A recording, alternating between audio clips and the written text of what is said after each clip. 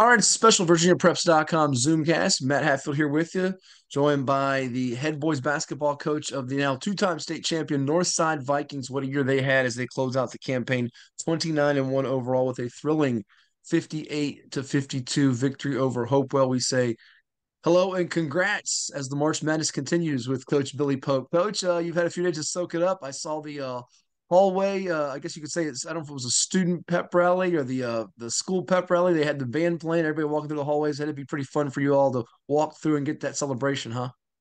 It really was. It was really a nice moment there. Just walking through the halls, and the students and the faculty were just. It was just really a nice moment. So supportive, and had the band down in front of us, which adds a lot to it. Sure.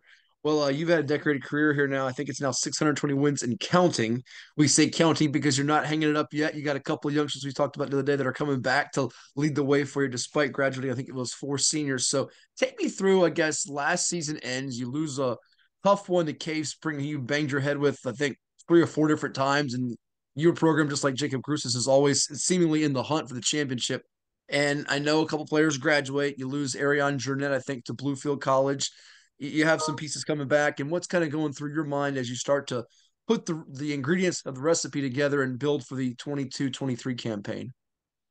Well, last year we did have a really good year. We got down to the last four teams, and we won over 20 games. I think 23 games last year. So we were right in it. The game with Cave, who eventual state championship team, goes right down to the wire there. So I think it's kind of like every year you start trying to just you know go through the process of which guys are going to be there, and of course it's a little different in today's game with people do move and stuff and all that. Although we didn't really have anything like that, but we knew we had some really good young guys that had played well for us down the stretch in the 2022 campaign. So I don't think there was any kind of special thing, just other than just trying to do the things we do each year and getting ourselves ready.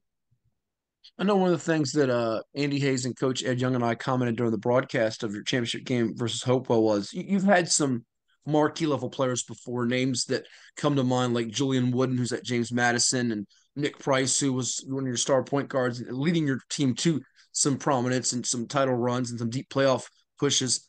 But what impresses us most is that you get all these kids to buy in unselfishly and play team ball, even though you could have probably six or seven guys that go average 20 a game. You've got five players shooting over 50% from the floor. I think it's eight guys with averaging more than a steal per contest.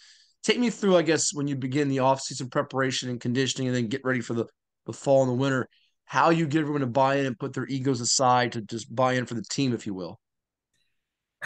I I I just try to tell them what I honestly believe. I mean, I think I don't tell them anything that I don't really believe to be true.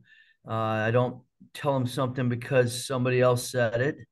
Uh, so I think it starts with just being honest with people. And I think that basketball is a team game. I believe that to the core, that the best teams win for reasons. And, you can have really good individual guys, but it's not an individual sport. I don't care how much it's promoted that way with marketing and stuff like that. And in the end, it is a team game, and there's only one basketball out there. So in the end, you have to share that basketball, and otherwise, it's not going to be very pretty to watch for one, and another, it's going to lead to a lot of problems. But I think we have to be. Not everybody's willing to do that, so it's and not every guy on every team is willing to do that. It's just to they know it's important to me, but in the end, it has to be important to them. So I think that's a long process, and I think starts with guys that really want to play that kind of style. So we want those kind of guys, and so we're going to be drawn together there because they get that, and that's what we're going to emphasize here. I remember watching on NFHS Network back in early in the season. I think it was December 9th. You played Cave Spring Mhm. in a game that you won 57-38. It was billed as a big showdown. And early on, the game was about a 6 to 8 point game. And then you pulled away, had a big run. I think it was late third, early fourth quarter that just gave you some distance. Cy Hardy had 20 in that game. Speak on what that one meant because they had beaten you the last couple times. And I imagine for you as a coach, that had to be a moment where, all right, we're getting a little further along than we thought early on. Now we got to keep him on that same even keel. What that victory did for you on this journey as you went along. That's an interesting question because I can definitely remember those thoughts. First of all, you're right. The year before, we played 4 times, and they beat us 3 out of 4, including the last one there at a buzzer beater there. So, um, going into the game, you know that there's a lot of hype and excitement, not just with the players. You feel that, but with just the community, the school. So we knew there'd be a big crowd waiting. Of course, they knew all that stuff too. And then we played really well. Our defense was really good, and we did have a late run, which we had a number of those this year, which I didn't know that was going to be the case. But and then it was funny because after that game, you're like, okay, that was game 3, and so you're like, wow. I started looking at the schedule. I was like, oh my goodness, this is, we of course had definitely, I mean, nobody can deny that we were looking for that game, including myself. But in the end, you're like, it's game 3. And and that became one of our things is the hard part is still to come. And that's what I was saying to him. I was like, the hard part's still to come. We haven't like reached any kind of peak area there. We've just done one thing on this road. So, and I think again, they were buying into that because that is what I meant. It wasn't like I was trying to sell something that I didn't believe. I knew that the hard part was still to come. Mhm. And I think going 6 games further by about game 9, you're 9-0, and you pick up a milestone of win number 600. I've asked this to a lot of coaches that have had milestones, whether it be Jack Baker at Maury, Rick Cormany at Radford, um, my radio co-host I mentioned, Coach Young at Nansemond River. There's a small selection of about 20 of you all that have gotten to this milestone of 500 or 600 plus wins, whatever it might be. You might get to 700 one day. The general answer I get is it just means I'm old or I've been doing it a long time. What's it mean to get to 600 wins? Besides, he'll tell me the same thing. Well, I've been blessed with kids and coaches. I've been doing it a long time. I'm old. What's it mean though to do that and get that milestone? And I'm sure your kids rally behind it, and the coaches and everybody did too. Well, it was that game. I didn't mention it at all, and I knew it was there because I've been asked about it for quite a while there, and so, but I didn't say anything before the game. I wondered if they knew, and turned out that maybe one or two did, but not really. So I was glad I didn't bring it up because I just wanted to go about it. So I didn't really know what was going to happen, but then there was a lot of signs passed out, and the players really was just a great moment just to share that with them. And but what does it mean? It's kind of an overwhelming thought because you don't think about it ever at any point in starting of what number or whatever. You're just glad to be coaching, and then you start thinking about, you really do think about all the people. There's so many people involved in winning, and of course, with coaches and players, that's obvious, but all people that are not on the court too that are really help lead to those victories. So it's an overwhelming thing, and but it was a very exciting night in the end. I wasn't even sure. We were on the road, and I wasn't sure, if it would be mentioned. But then, right before the game, somebody from Salem said something to me about uh, one of the local medias being there, and I was like, okay, well, I guess they know something. So, That's out of the uh, bag, right? yeah, it looked like somebody knew something about it. But I just wanted to go in and make sure we played well too. So. Well, you did. You end up winning the game 75-44. And you not only played well that night, coach, you end up playing William Fleming. You know, Mickey Hardy's got a really good program. You beat them pretty convincingly. The second game would be a little bit closer than that first one. You play EC Glass, who went to the Class 4 state championship. I think your schedule in a lot of ways was deceiving at some of the challenges you had because you had teams like we mentioned, Cave Spring won a state championship last year, Auburn, who won a state championship last year, Radford, who's always in the hunt for a state championship. You go through these potential landmines, if you will, and you don't have it blow up or you don't get beat as you're going along, and it goes from 9-0 to 12-0 to 16-0. I think it ultimately got to 25 or 26-0. What's your thought process as this team is going along with that goose egg? Because I know you had a team a couple years ago that had that goose egg. You were, I think, 28-0 and had that tough loss to Western Albemarle in overtime in the state semis. Were you thinking about some parallels with that team or not so much?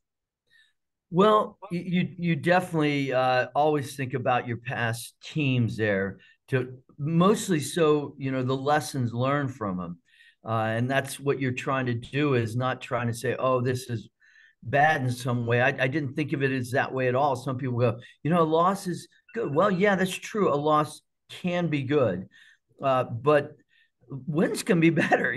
So I didn't. When people say, I don't know if you can go with that. Well, yeah, I don't know it either, but I'd like to give it a shot. So I don't really buy into all this that you have to lose for something like that. But at the same time, you know that you got to keep getting a little better, and then you got to meet each challenge there as they come. And so, I did think about it. I want just thinking about it from the angle of how my players were handling it and what they were hearing, and so how they were looking in practice, how were they staying hungry and humble and all that. I think those were my concerns, but I when I if you're going to coach and play, I mean, you should be trying to win every game, and it doesn't mean you might not win but 4 or 5, but you should be trying. So we were definitely trying to win every game, not so we could say we had undefeated, because that's what that's what you do when you're competing. So that's how I was looking at it. But it was there, but I don't think it was a thing that was hanging over us or anything like that. I just think it was there, and we were trying to win that next game. They were really good at it too, our guys. I never really heard them talking about it. A little bit of, I'd hear a little chatter in the school about it there. I just basically ignore it though. Well, you keep rolling along. You win the district tournament. You get to the regional championship. You lose to Cave Spring. You would eventually avenge that in the state semis after a thrilling game with Spotswood in the quarterfinal round that was 44-42, I think it was. But every championship team has a defining moment or turning point, or a couple of them. For you, I might have just mentioned a couple of them possibly. Was there one or two that sticks out in your brain about this journey, even prior to getting that championship game against Hopewell at VCU? I think that there were definitely a number of games. We we had a number of challenges. We were up at Franklin County, and we had Michael Harvey was out, and that was big for us. And we had a big lead, and then we lost the lead, and they tied it up with like 3 minutes to go, and then I think we scored like, I don't know, 13 points or 15 points straight. The William Fleming games, the last two were really hard games there. One of them we trailed late in the game, and we again scored like 11 straight or something. Radford went into overtime, and we had some big plays there. We really had a hard game there. So, and then all the K Spring games. But I think that you mentioned the K Spring.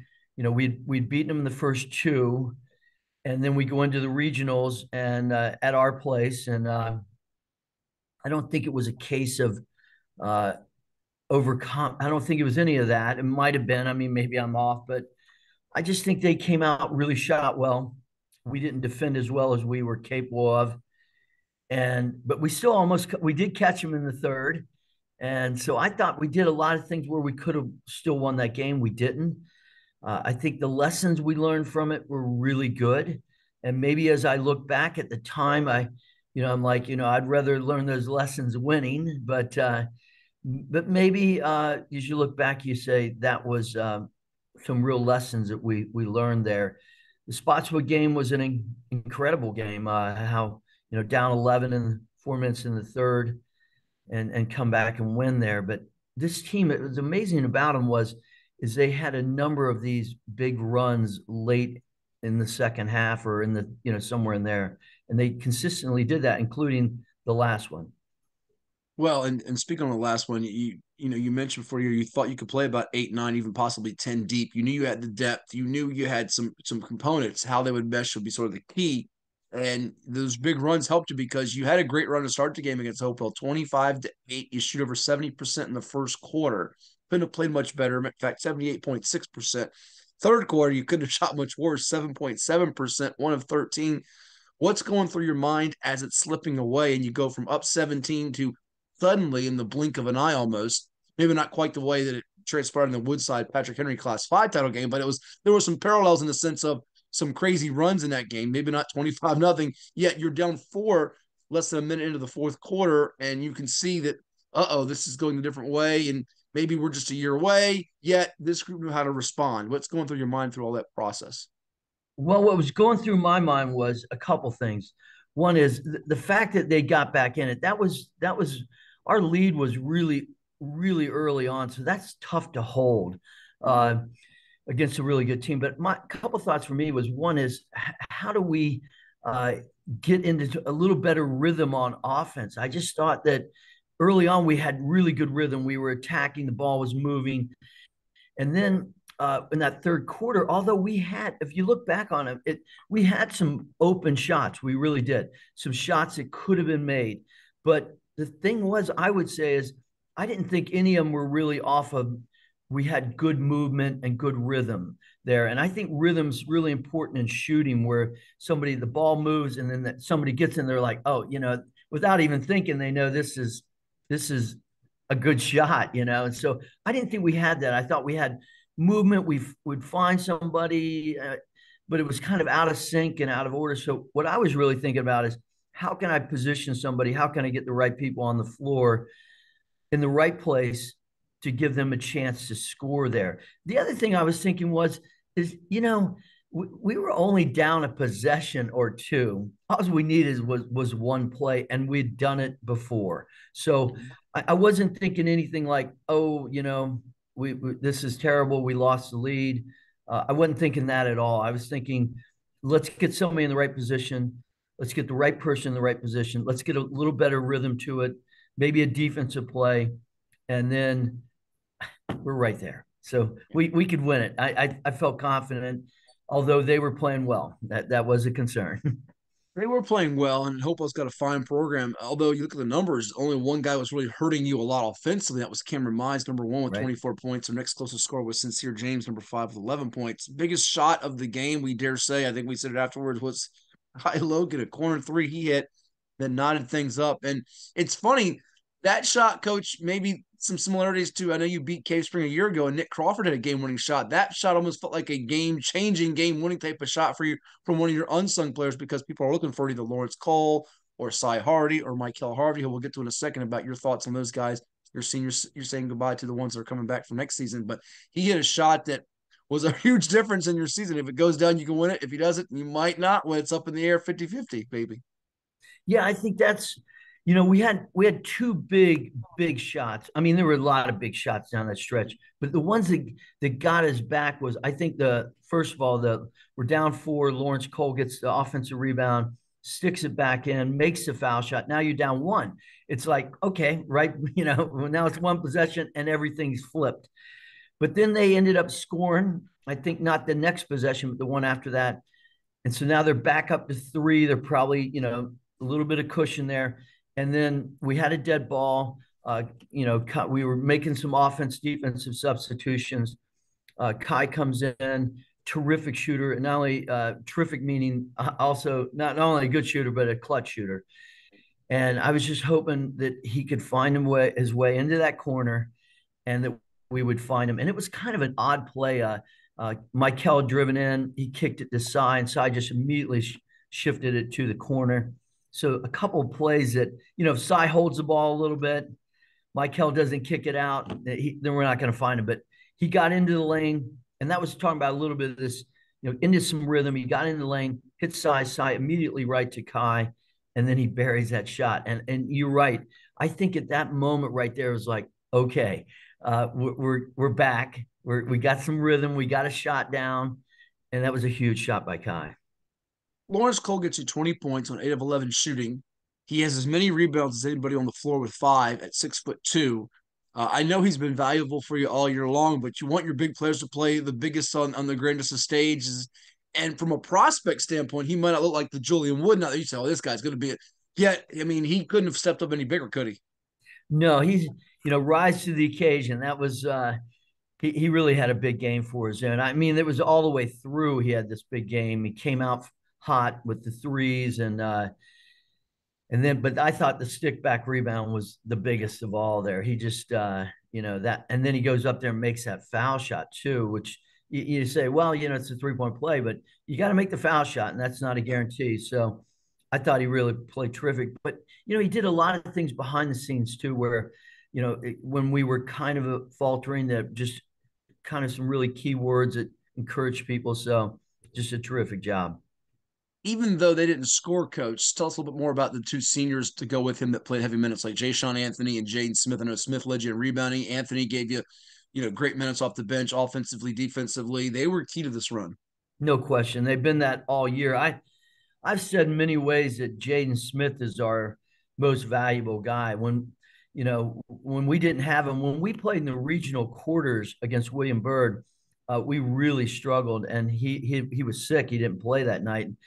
I think probably some people just that are kind of casual fans or that follows and stuff might not even notice that he wasn't there because he's not a big scorer. But I mean, he just gave us so much. He rebounded. He was unbelievable defense player, especially in the post where we did not have it without him. Not that kind of defense, but and then on offense, he was a really good passer, and he was so good at the pick and rolls and stuff. So he was terrific. Jay Sean Anthony, Jay Sean was like a starter off the bench for us. He played some starter minutes, but I really wanted to do this with him. And I talked to him about it before the season. I thought this is the right thing and for our team, and that you come in with this high energy. So all of a sudden we got this boost off the bench when the other team is not going to bring in a guy like him. So I thought that he was really big. Now he didn't have, like you say, he scored for us all year, but he didn't score in the state championship. But he still really gave us some good minutes and just an incredible high energy guy. And some personal pieces. You can kind of play them in different spots and guard different Yes, defenders too. that's right. Those two sophomores. Let's start with Cy Hardy, who I know his uncle was a great player back in the day, and Troy Mans, who now coaches LC Bird, played at Virginia Tech and George Mason. His state championship game was pretty efficient, coach, and there was a moment where you wondered if it was going the other way. But 17 points, 5 assists, 3 rebounds, 3 steals, only a couple turnovers, and he made some dazzling plays all year long for you, and his future is very bright. It really is. I mean, here's what thing I'd say with, sometimes I've heard this from somebody else when somebody does something really good, sometimes you just take it for granted. Like, if whatever you work around a place and you take for granted that it looks like it does, and you just take something for granted. And I would say the end of the game, Cy did not have his usual great shooting night. The guy's a terrific shooter and made big shots for us there. But, the thing is, down the stretch here, you say, well, we got this lead.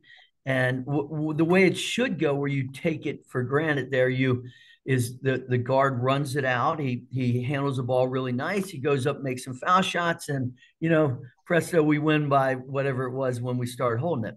But the fact of the matter is, a lot of things can go wrong in those situations. A lot. You have turnovers, you miss foul shots, you don't do this. And I would say that he and Michael Harvey, which had the bulk of the ball handling down the stretch there, those two guys did it to where you just kind of go, oh, well, what they did was, when you're describing the game, they got the lead and then they started holding it, and you say it like you just take it for granted. But I don't take it for granted. I've seen it the other way, but he makes such good decisions. He's so good at managing the clock at the end of a game. He had the game-winning shot against Spotswood. Got that ball, 14 seconds left, makes the shot at 3.6. Just he's just really good at doing all that stuff there. And I would say the same about Michael Harvey too, and managing things very, very mature beyond their years. Well, it's funny going to Mike Kelsey shift to him. He had such a great start to this basketball game. When he went out for a stretch in the game, you saw your lead diminish a little bit. I know he had a couple of fouls there, but he ends up with another splitted game, 16 points on 6 of 10 from the floor, 2 of 4 from three. And it's interesting, coach, watching them both. I'm not sure either realizes how good they are and ultimately can be. Is that your sense as a coach with them every day? Like they're good right now, but they're just scratching the surface. No question. I think what that says is they're both hungry, they're both humble guys, and that's just a great recipe for future success.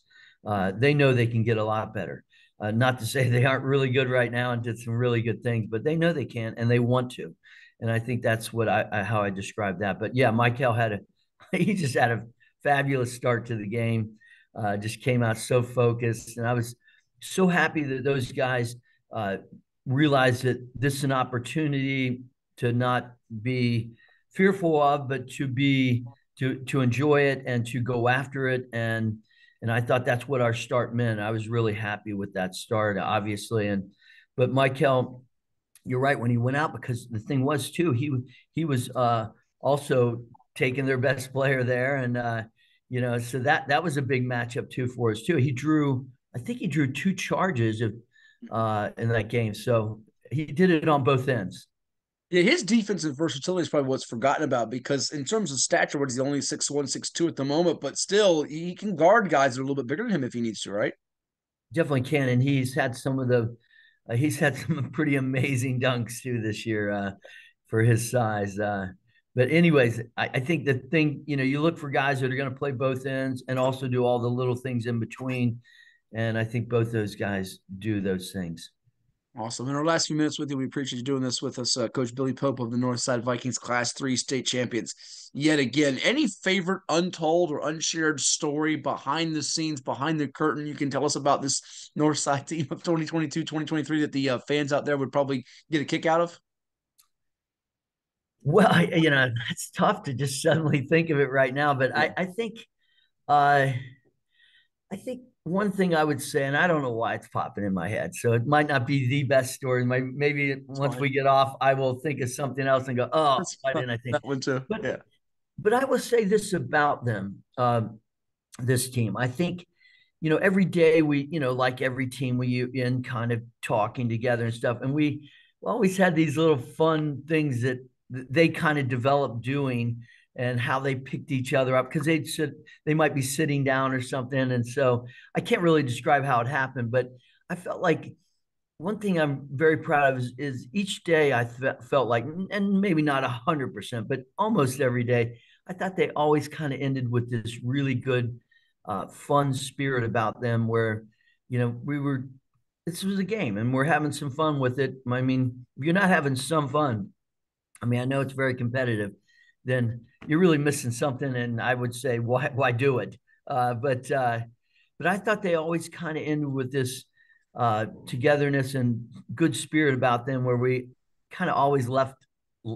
A lot of times, not always, but a lot of times, we left laughing and smiling, and we just got a kick out of something. So that was something there. And we, like I said, there was little rituals they did, but it was fun.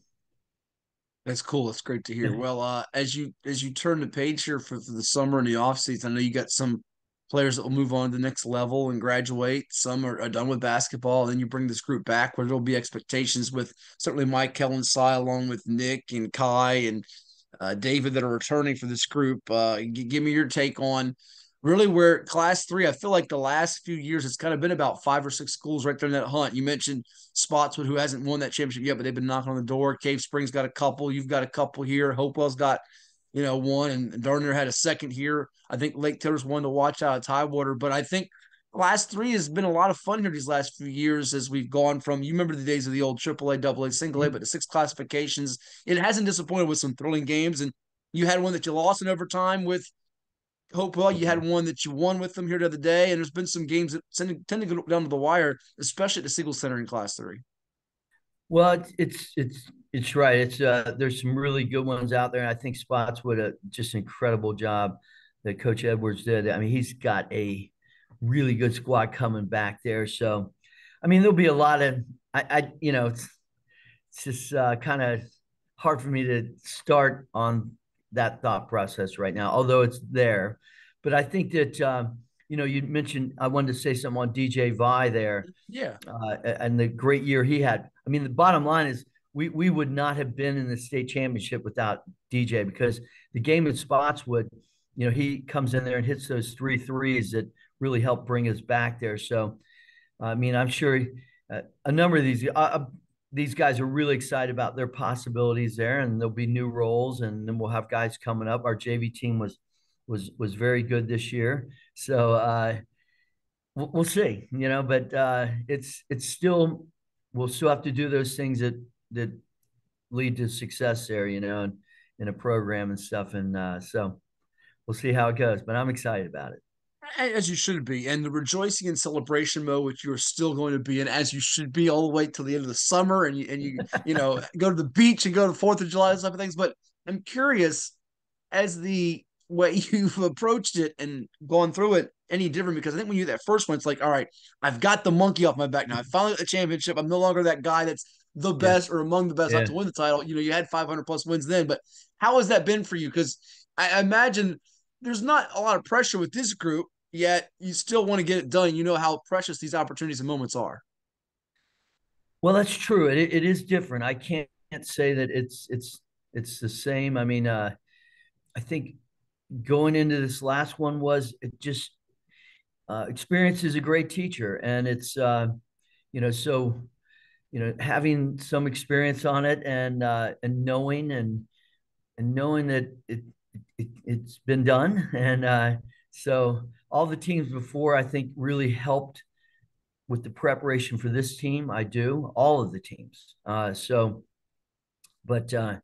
I still think when you get into the moment of doing it all, it's that same thing that drove you in the very beginning is still driving you. That to try to do the best you can, to work hard, and give your players as good an opportunity to be successful as possible. So I don't think those change no matter what. So, but I do think all the experiences, hopefully they're going to help you, or you're making a mistake by not using them. So Well, it's been fun to watch your basketball team, and I'm looking forward to years to come here. 620 wins and counting for Billy Pope, one of the best to ever do it here in VHSL basketball. State champs again in Class 3 as they took down the Hopewell Blue Devils in a doozy of a ball game, 58-52. It was 10 points off my pick of 68-62, so you almost made me look like a hey, total now genius, that's coach. good. Yeah, it may look good, but I'll get you out this one as we say goodbye here. It is March Madness time and bracket time. Have you filled out your bracket, and can you tell the audience what your final four is? Because we all need help this year. It is so wide open.